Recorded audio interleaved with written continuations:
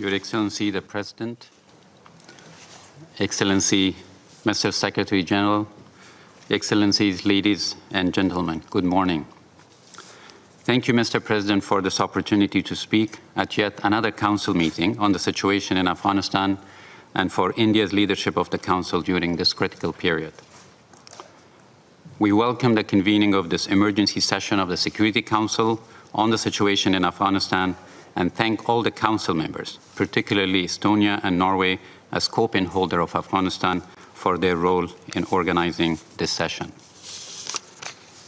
Mr. President, today I'm speaking on behalf of millions of people in Afghanistan whose fate hangs in the balance and are faced with an extremely uncertain future. I'm speaking for millions of Afghan girls and women who are about to lose their freedom to go to school, to work, and to participate in the political, economic, and social life of the country. I'm speaking for thousands of human rights defenders, journalists, academics, civil servants, and former security personnel whose lives are at risk for defending human rights and democracy. I'm speaking for thousands of internally displaced people who are desperately in need of shelter, food, and protection in Kabul and other places. As you're witnessing yourself, the situation in Kabul, a city of about 6 million people, is extremely worrying, to say the least. You have seen chaotic scenes at the Kabul International Airport as desperate citizens are trying to leave the country. Mr. President, we are extremely concerned about Taliban's not honoring their promises and commitments made in their statements at Doha and at other international fora. We've witnessed time and again how Taliban have broken their promises and commitments in the past. We have seen gruesome images of Taliban's mass executions of military personnel and target killings of civilians in Kandahar and other big cities.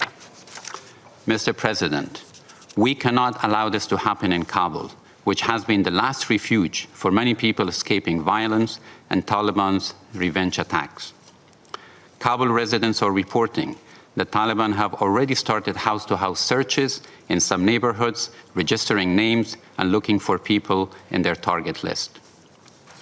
There are already reports of target killings and looting in the city. Kabul residents are living in absolute fear right now.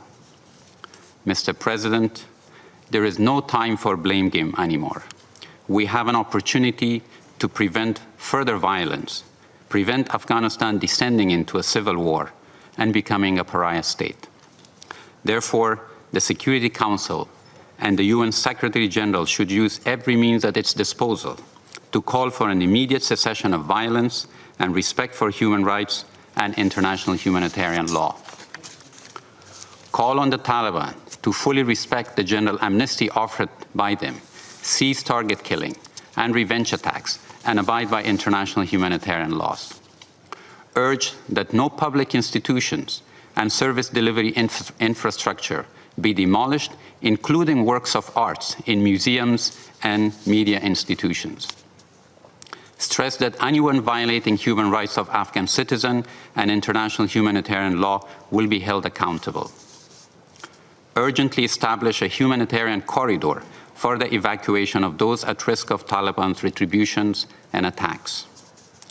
Call on neighboring countries of Afghanistan to open their borders and facilitate exit of people trying to escape and entry of goods for humanitarian relief and operations. Call for the immediate establishment of an inclusive and representative transitional government that includes all ethnic groups and women representatives, which can lead to a dignified and lasting solution to the conflict, bring peace, and preserve the gains of the last 20 years, especially for women and girls. Stress that the Council and the United Nations will not recognize any administration that achieves power through force or any government that is not inclusive and representative of its diversity of the country. Unequivocally state that it does not recognize the restoration of the Islamic Emirate as reaffirmed in previous Council statement and agreements. Establish international guarantees for the implementation of a future political agreement. And finally, mobilize urgent humanitarian assistance for the 18 million people of Afghanistan, particularly those displaced by current conflict. The UN humanitarian appeal at $1.3 billion remain 40% funded. We urge the international community to meet the remainder of this life-saving appeal to provide critical aid to all internally displaced people.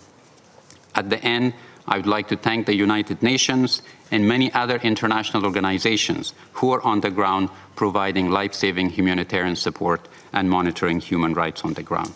Thank you, Mr. President.